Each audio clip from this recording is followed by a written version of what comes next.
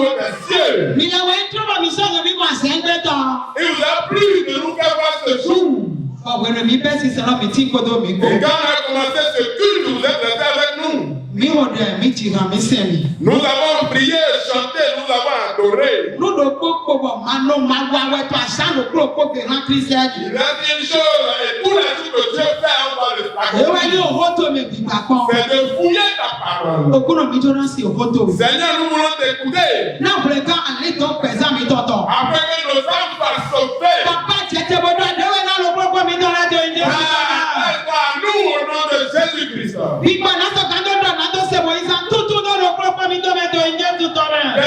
Nous, la plus d'écouter et de mettre en pratique. N'importe quelle forme qui ne donnera pas la force des ténèbres, la force de l'ombre, n'importe quelle ombre, n'importe quel esprit de ténèbres,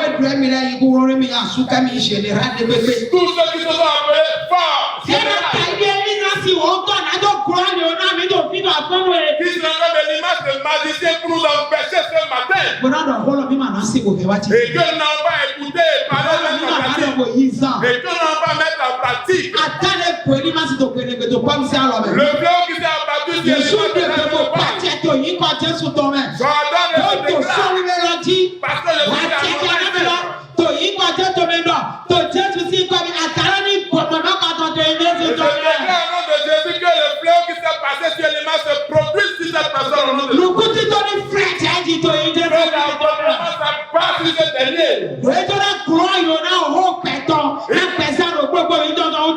parce que le parce qu'il veut empêcher la parole de vie pour nos vies qui soient anéanties.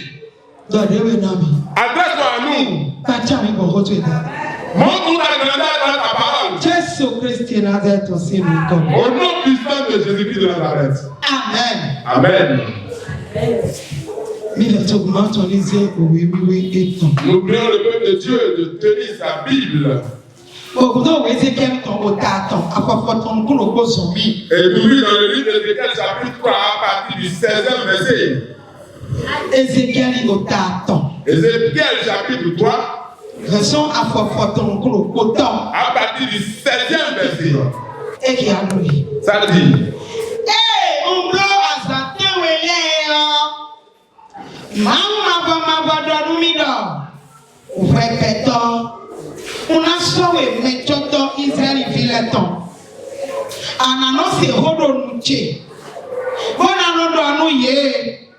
Bonu ye na tun nuedo na jewe o nudo nu medita de do enaku bonu amado nuwe wa itowe edele ni ahon amado honi bonu ewusu tujo bonu pe akoku lo fe ton le wo wiwe na kankan toto bio no we kado nuwe wa itowe edele ni bonu ma wusu tujo bo leko ahon ena kudo vetole u amoveo kuto na no konwea moro po no veti jonone do venu no drotro eno wa lo bo tenu ya wati bonu amado we wa itowe ede ni aho una do moni bo ena jeme bona ku do vetole e sona munu trotro eno wada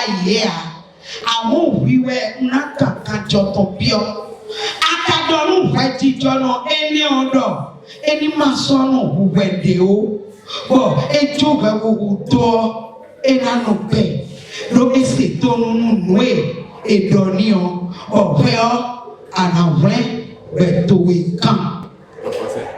Amen. Amen. Quand je dirai au méchant, tu mourras, si tu ne l'avertis pas, si tu ne parles pas pour détourner le méchant de sa mauvaise voie et pour lui sauver la vie, ce méchant mourra dans son iniquité et je te redemanderai son sang. Mais si tu avertis le méchant et qu'il ne se détourne pas de sa méchanceté et de sa mauvaise voie, il mourra dans son iniquité et toi tu sauveras ton âme. Si un juste se détourne de sa justice et fait ce qui est mal, je mettrai un piège devant lui et il mourra parce que tu ne l'as pas averti. Il mourra dans son péché. On ne parlera plus de la justice qu'il a pratiquée et je te redemanderai son sang. Mais si tu avertis le juste de ne pas pécher et qu'il ne pêche pas, il vivra parce qu'il s'est laissé avertir et toi tu sauveras ton âme. Amen.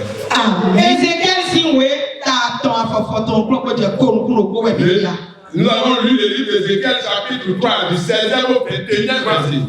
Ézéchiel est entré dans un songe. Jusqu'au chapitre 3 du livre d'Ézéchiel. Tu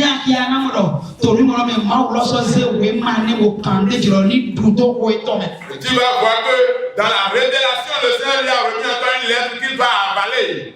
Dans le chapitre 3.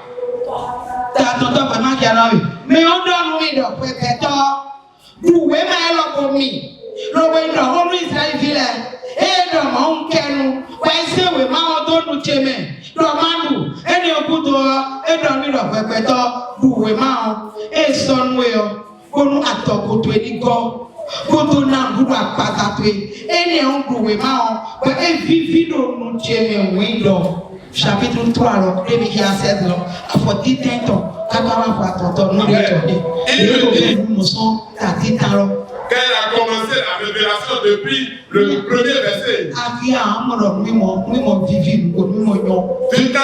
lire le passage d'Ézéchiel, tu vas voir que la révélation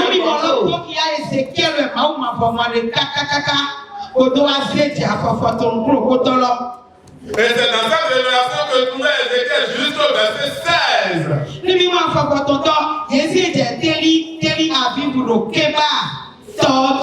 Fille, mais avant oui les filles mais là avant oui soyez to télé va fille ouais Ézéchiel fille non nous na santiago azantiago lo kontoti e we kron lo wa do o be so ya si e mu la santiago yo mama bo do nu mi do azantiago e ba go to télé va lo o kron fa do ko ne ko lo ye peto nsewe me toto israelito ye peto ye we me toto Vetoto eton, yepeton, yewe mechoton, asonto eton, nuyo mato eton, so le o kane voto asonwero, yewe mechoton, voto flen, emera janji teleson kansi, abo yewe na kelura do ho, yewe na de nugoton, yewe na modo rewe de mayon, esi ka kute de penawe, esi ka do ni ado, ye na de so asonrome, ama yepeton, ewe yeze na sentinelle, nous dabeton, to le do te présente eton. Au verset 15, il s'est trouvé à Théba, à Bibre, à Kéba. Et c'est pourquoi au verset 16, il a dit après 7 jours, le Seigneur m'a révélé que je suis le sentinelle partout où je me trouve, dans mes entreprises, dans mes amis, dans mes camarades, aux alentours de ma vie. Je suis le sentinelle et c'est moi qui devais dire la vérité. Peu importe ce que ça va me coûter. Il va entendre des paroles de sa bouche. Et il va leur dire ce qui arrivera. Il va écouter les paroles de sa bouche. Et va leur révéler. Et ils sauront ce qui se passera.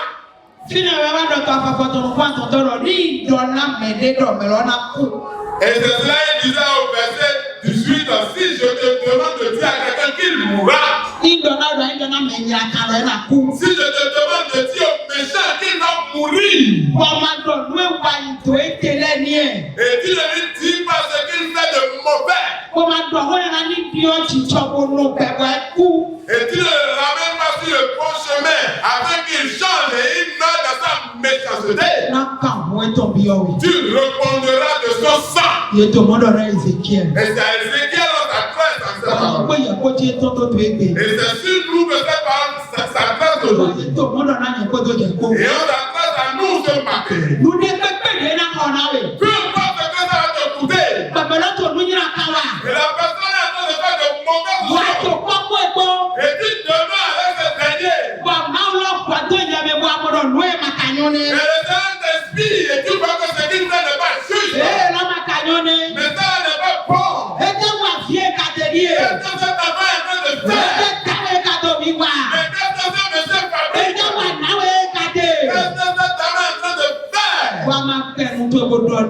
tu n'as pas ouvert ta bouche pour lui dire la vérité, afin qu'il se détourne de ce mauvais chemin, et il devait dans ce mauvais comportement jusqu'à mourir.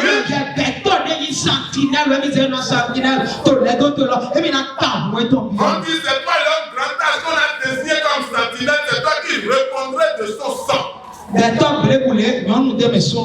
quand on parle d'un homme, il y a l'homme, petit âge qui est dedans, et il y a la femme aussi qui s'y trouve. Il y a les grands, il y a les petits. Ou bien qu'est-ce que tu es, qu'est-ce que je suis là.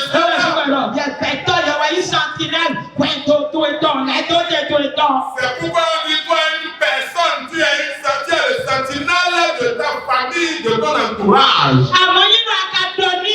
Mais si tu le lui dis,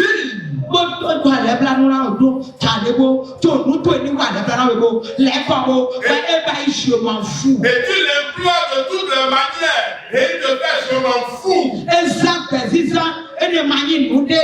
Et il lui dit d'insouciance. Mais ça ne veut rien dire. Il va mourir. Mais tu ne vas pas reposer de son sort. Je disais tantôt que cette révélation que le Seigneur a révélée à Ézéchiel, quand nous entendons aujourd'hui le peu de temps qu'il a tout mis cette année, marchons sur la révélation. Le Seigneur dit, je vais te parler. Je vais écouter des paroles de ma bouche. Et tu vas là retourner ce que tu dis. Afin qu'ils sachent ce qui va se produire. Et Dieu est le sentinelle de la famille. Les choses sont en train de se garder.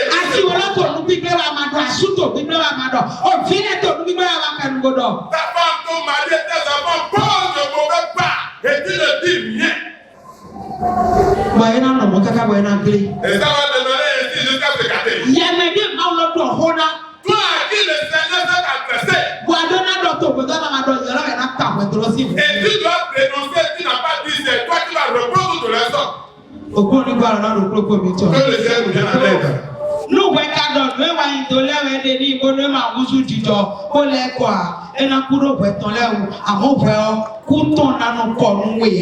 Mais si tu avais dit le méchant et qu'il ne se détourne pas de sa méchanceté et de sa mauvaise voie, il mourra dans son iniquité et toi tu sauveras comme ça. Si tu dis à la personne ce que tu fais n'est pas bon, et il n'a pas mis en pratique, on a dit que tu ne vas pas répondre de son sang. Comment quelqu'un d'autre va ramasser le caca et je ne vais pas l'avertir? Et tu ne vas pas lui dire, mon frère, tu sens. Que le Seigneur vienne à nous. Le verset 20.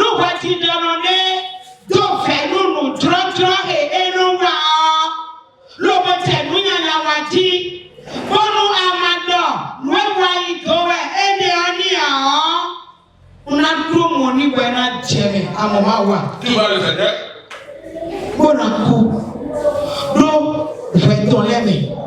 Et son amour nous trottoie et nous va d'ailleurs. Oui, ouais, on a quand ton pire. Ouais, on va nous daber. C'est lui qui fait de bonnes choses. Et comme on voit que c'est lui qui pose de bons pas dans l'église, c'est lui qui a acheté tous ces ampoules allumées. Tu vois comment l'hôtel est bien propre. C'est lui qui a remis l'argent à acheter. Maintenant, comment on peut lui dire ça, la chose qu'il fait n'est pas bon? Qui est qui on l'a ramassé? Qui est qui on l'a ramassé? Et on va pas lui dire.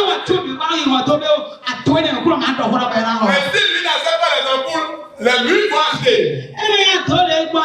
C'est pas les murs que tu as. Il a cherché quelqu'un de vulgaire qu'on ne peut pas.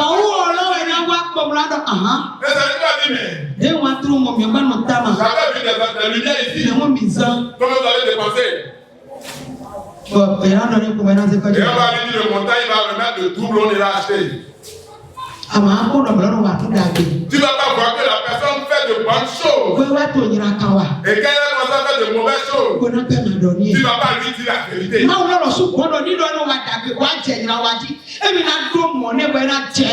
Seigneur maintenant dit, s'il pratique de bonnes choses, il commence à aller sur le mauvais chemin, il va le piéger.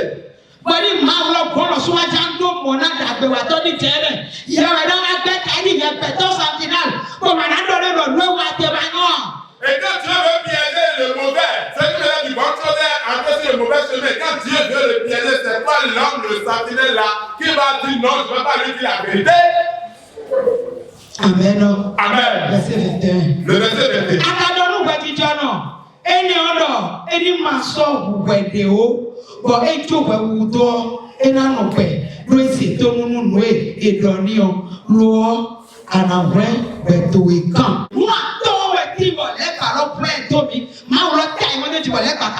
Il y a 5 choses que le Seigneur nous a montrées, mais que le diable ne veut pas qu'on sache. Il ne veut pas qu'on sache. Dis 1. Nous devons fuir le péché, c'est la première des choses. Je te donne devant le maison. Moi le to ma vete do nyira to mi to le ewe ma bi ko to ma wo ngo kaye to TikTok tito nto 11 c'est ce TikTok que le verset est sur TikTok. Je te donne l'exercice. La partie qui dit le Seigneur n'est pas aveugle ni sourd, c'est à cause de nos péchés qu'il n'arrive pas à nous écouter. Va chercher ce verset et amène-moi ça. Nous devons fuir le péché, c'est la première des choses. Si tu fuis le péché, tu n'as pas la haine en toi. Si tu fuis le péché, tu ne seras pas jaloux. Si tu fuis le péché, les interdits de Dieu, tu ne vas pas toucher à ces interdits. Est-ce que c'est le Seigneur qui a demandé à ce qu'on calomnie son prochain dans la ville? Ça, c'est à partir d'aujourd'hui que tu dois fuir le péché. C'est la première des choses. Et Christ a dit la table de ta vie. Je dois fuir le péché. Deuxième chose, je dois lire la Bible. Si tu lis la parole de Dieu, si quelque chose doit t'atteindre, ça va pas. Parce que tu vas trouver la solution dedans. Mais le diable nous a caché ça. C'est dans la Bible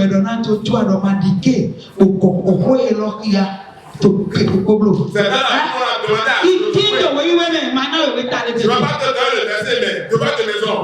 C'est dans la Bible, on a demandé à Josué ne permettre pas que cette parole quitte ta bouche. Ne permets pas ce que cette parole quitte ta bouche. Ce n'est pas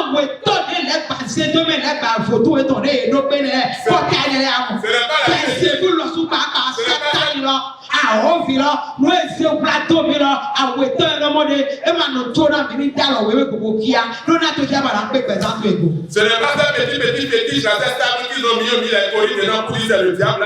Je parle de Lucifer lui-même. Yes. La chose qui nous a cassé, la deuxième chose, c'est de ne pas lire la Bible. La troisième chose, quand on finit de lire, on va tout faire pour ne pas l'accomplir.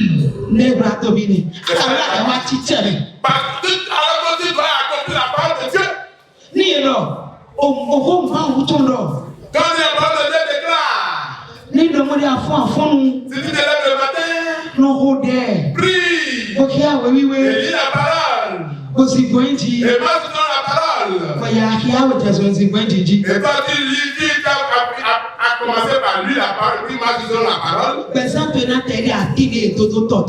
vie serait comme un enfanté au bord de l'eau. Quand il y a la sécheresse, toi tu n'oseras jamais sécher.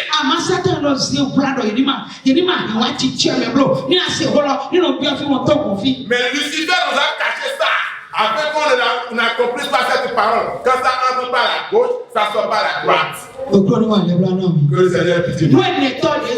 La quatrième chose, Colunina to le bigo.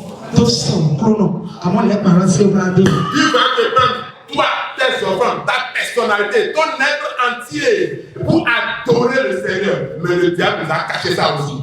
Bon, et maintenant, et c'est difficilement que les hommes adorent Dieu. Nous demandons, il n'y a pas fait.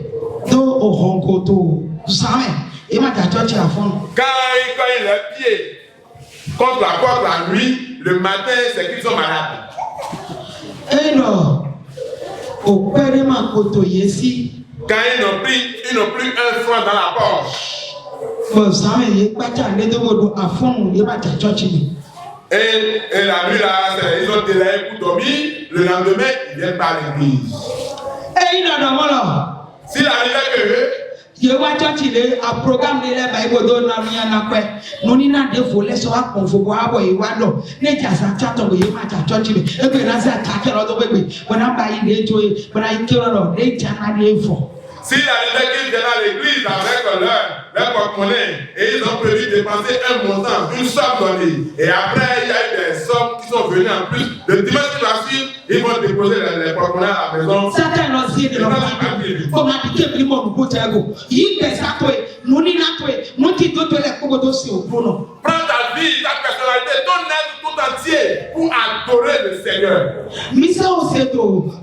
Nous y va dire non il taper nous on a au pronom. Quand nous attendons nous y va là bas il est trop on toko que nous attendons on donne nous faut là mais il a son nom l'autre on son sous à mon certain là et va se plateau mais voyez maintenant il pensant maintenant nous n'y n'a maintenant nous quittons maintenant et nous y trouve c'est mal ou pas. Et nous avons appris ici qu'il faut être reconnaissant envers Dieu et pas des actions de grâce. Et quand on le fait, les écluses des cieux s'ouvrent sur nos vies. Mais le diable a fait de telle manière qu'on ne va plus faire ces actions de grâce. Et là, les écluses ne vont pas s'ouvrir sur nos vies.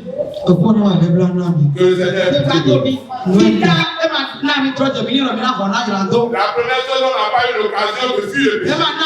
Il n'a pas l'opportunité de lire la Bible. Il n'a pas permis de accomplir sa parole. Il n'a pas permis de comprendre tout ce qu'on a comme offert pour louer le Seigneur. Cinquième chose. Le diable nous a caché la prière. Il nous a caché la prière. Et c'est seulement à l'église qu'on vient pour prier. Ça va rester un peu avec ta plus la Bible. Et quand tu pries,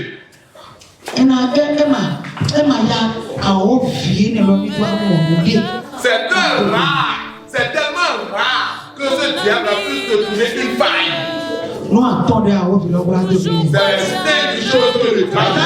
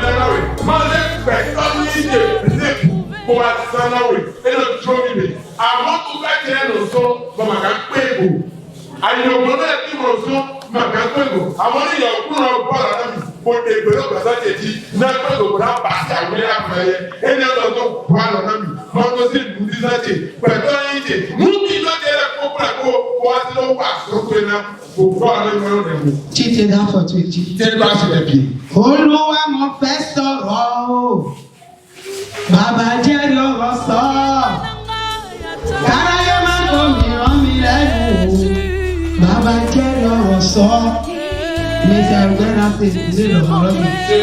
Ceux qui comprennent le journal, on peut dire la chanson. Alors tu t'es d'accord, tu dis.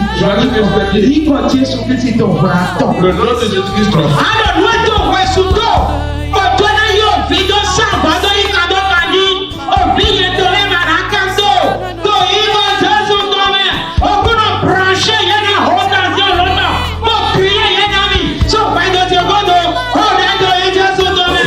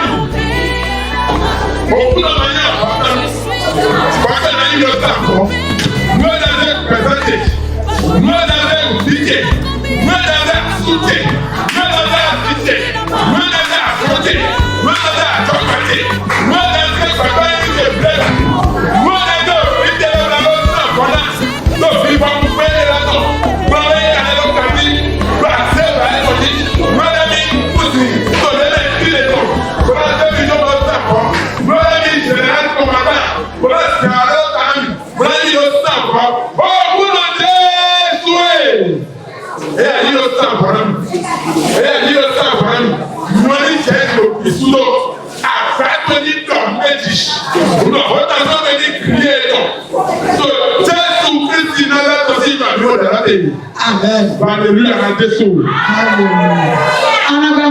tu vas appuyer. L'autre papa n'est pas. Bon, là, il va tout mettre réelou. Il va tout dégoûter le diwa. Nous nous demandons au grand l'autre dewa. Va le rendre là. Et tout papa j'ai pas voir qu'il va tout mettre réelou. Exactement, toi, toi, toi. Et on a nos siachés. Donc, mais tu te pries bon, mais. Au final, tu as soudain dit. Votre oui, mais toto. Votre toi, c'est à mi ton lado. Votre tu souffres pour le zé qui colombe les suites au fil tu es. Au caractère nous coquemi. À moins tonto pour tomber. Il m'a compris un film là. Papa tonto papa on a été ton la tégolo. Et tonto pour tomber. Beto mi va tomber. Mi ale do pogo jamla yi yoro nyora mo jamto wo no kele mo wa so ni na we ni ando ko mo ko to ni we do asukare ko to ko to ni ko ya so bara ko to bi wa pata pesate pata we to ti le mi na fi mi to asa pele ko we to fo o ku no to epe yi to safa to wo de ti ta ko da to yi ba Jesu to me ebe o ku na e ko asa pe bi le ko la lo ko le do pa du do pe de on a présenté Maranile. Il va bien. Il est dans sang, voilà. On est là. Nous sommes allés dans Dieu. On dit à nous, on a dit nous. Oh, 22 mai. Il est dans sang, voilà. On est là dans Jésus. Après, il y a des choses. On a dit nous. On a dit nous. Nous prié. Il dit à Mati. On pleurait. Nous sommes présentés. On a dit. Et a plaqué la haute tension dans ton ni crier au delà de Jésus qui est comme au delà le bien de nos pédales et nous tomber on doit m'apporter l'ami on laisse utiliser notre topoué oh cloué blessé la haute tension dans ton ni crier la haute tension dans ton ni fier au delà au vivre mais Dieu nous dit nous et bien on va prier so on va prier quand Dieu dit mati quand Dieu nous mati ah au cloué on a dit placer la haute tension nous devons crier haute tension nous devons crier dans la tombe de Dieu on est là mais nous présenter roulou mais nous faire roulou mais nous faire on laisse unité dans notre dos au cloué attention, notre est à crier quand on peut dire, on est là de Jésus qui est comme ça. Il est crié, il est au petit, il est mon fils, le coup de et toi, ça me fait on peut la rendre compte. Nous sommes bêtés quand on voit donc bêtés quand on là, pendant qu'on va être là, on peut le faire, on est là, on peut le faire, on est là, on est là de Jésus qui est comme nous sommes là donc on Jésus est fait. Oh, mais nous n'avons pas de prototype. On laisse des dirous. On a des hauts. On a des hauts. On a des hauts. On a des hauts. ló bá ìmọ̀ yà ń gbé lámì. Okùnrin náà ṣe pé méjì ẹ̀kẹ́jẹ kótó gbọ́dọ̀ màánù gbọ́dọ̀ àságbẹ̀rẹ̀ àyájẹ àságbẹ̀rẹ̀ àwòrán àságbẹ̀rẹ̀ jìgìdì okùnrin náà ó tán sí ọ̀nà ọ̀pẹ̀ kìrìyè rẹ̀ náà mi tọ̀tọ̀ wẹ̀ kìrìyè rẹ̀ náà mi tọ̀tọ̀ wẹ̀ kìrìyè rẹ̀ náà mi bàtí tọkọ̀ kìrìyè rẹ̀ náà mi bàtí tọkọ̀ kìrìyè rẹ̀ náà mi tọ̀kàtẹ̀ kìrìyè rẹ̀ náà mi tọ̀ ọ̀bẹ kìrìyè rẹ̀ náà mi kò dẹ̀rọ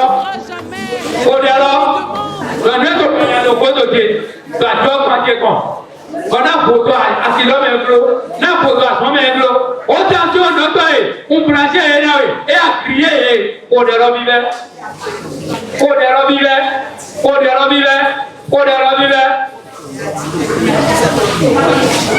So Jésus Christ Nazareth ọ̀sìn yìí kọ́ ẹ̀. Alárò mélòó ìgbéyàwó gbọdọ̀ yẹ máa jẹ fẹ́ lábẹ́ ìtùkla lè jẹ sísẹ́. Mẹ́nyàkọ́tọ̀ ẹ̀, akúnranà tẹ̀wẹ̀, àṣetọ́ tẹ̀wẹ̀, nútò yẹ súnmẹ̀ tẹ̀wẹ̀, bíkọ̀dé tẹ̀wẹ̀, oyè balabala tẹ̀wẹ̀, jọ̀bọ̀ sí àjẹ tẹ̀wẹ̀, fọ̀dún sí àjẹ tẹ̀wẹ̀, akúnranà àwòwárò nùfẹ́ wùnánà tẹ̀wẹ̀. Gbọ́dọ̀ yẹ máa jẹ ẹ́ pẹ̀lú Jésù lọ́kọ̀ sọ àhọ́nù ẹ̀ jẹ ẹ́ tọ́tù sàkéde. Gbọ́dọ̀ yá yìbò yìí pàpà tẹ sọ àhọ́ gbọ́dọ̀ má yìbò yìí bọ̀ jẹ fẹ́ wọ̀ ẹ̀dọ̀ yẹ máa jẹ ẹ́ kò náà yí mẹ́ẹ̀ẹ́dọ̀ máa jẹ ẹ́ dàgbé máa jẹ ẹ́ bọ̀ náà yẹ òkú ẹ̀jọ̀ pé yẹ́n náà mẹ́ẹ̀ẹ́dọ̀ máa jẹ ẹ́ máa nù kàrọ̀ jì chọ́ọ̀chì yóò dé lọ́wọ́ yọ̀ lọ́ kàrọ̀. Yẹ́n náà máa jẹ ẹ́ fídíò yẹn máa jẹ ẹ́ bọ̀ náà kúrátà àdìdó dùn fí bẹ̀ yẹ́n náà asopɛ ema tɛ wɔn nana asopa yɛrɛ ma tɛ fɛ wɔn ado asi fɛ wɔn ado fi fɛ mɛna nkɔtɔ ase tɛwɛ kó akunranɔ tɛwɛ wúwúrú tɛwɛ ete yɛrɛ kaka so tó fɛ se gbɔdɔ lɔ nyɛ ma tɛ fɛ yɛrɛ ma tɛ fɛ wɔn ado aso yi ma tɛ wɔ si aligba lɔri tɛ tu kaka bɛ ne bɔlɔ n'adu ɔ kúnɔ dèbè n'alẹ nítorí dèbè tẹ kótó ló sanwó kó sàmì sọgbẹrẹ báyìí yíyí wà Jésù tó gbà tọ ó yẹ tó yí Jésù tó bẹ.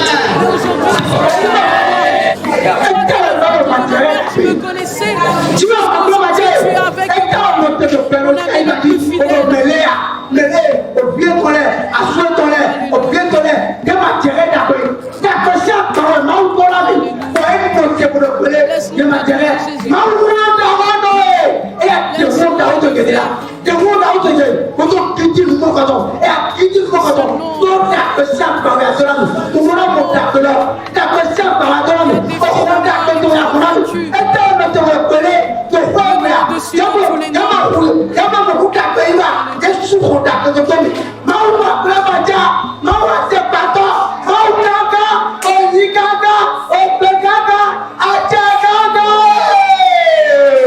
Et à qui t'a dit l'autre, et à qui t'a dit l'autre, et à qui t'a dit l'autre. Robo d'appeler, et puis c'est un robo, quand tu robo d'appeler, et c'est noté, donc par exemple, il va dire, le mambo d'appeler, le mambo d'appeler, le mambo d'appeler. Jésus-Christ Nazareth, après pour ton sacrifice à coup de main, bonsoir, et dans le moment, collé, je me l'ai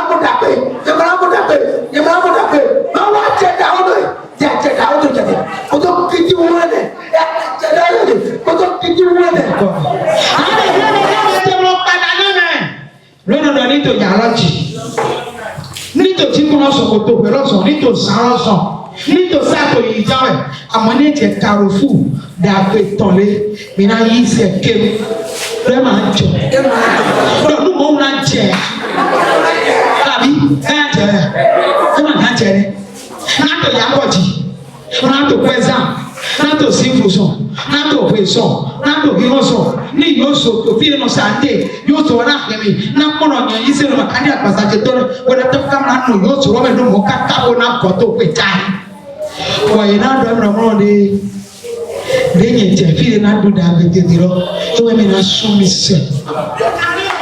Lọ tẹ kọ́mẹ̀tò dàgbẹ́ sí ìhọ́tò gbóni lọ́ọ̀ni tó yàgbọ́ láti wo tó tó lọ́tẹ̀ tó fi lọ́lẹ̀ kò nínú yàgbọ́ láti rà jọlọ́bọ̀ àṣọlọ́bọ̀ ní ìtẹ̀ dàgbẹ́ sí tẹ̀mẹ̀ náà yí sẹ̀ náà wà lẹ́rẹ̀ kó tó kí tó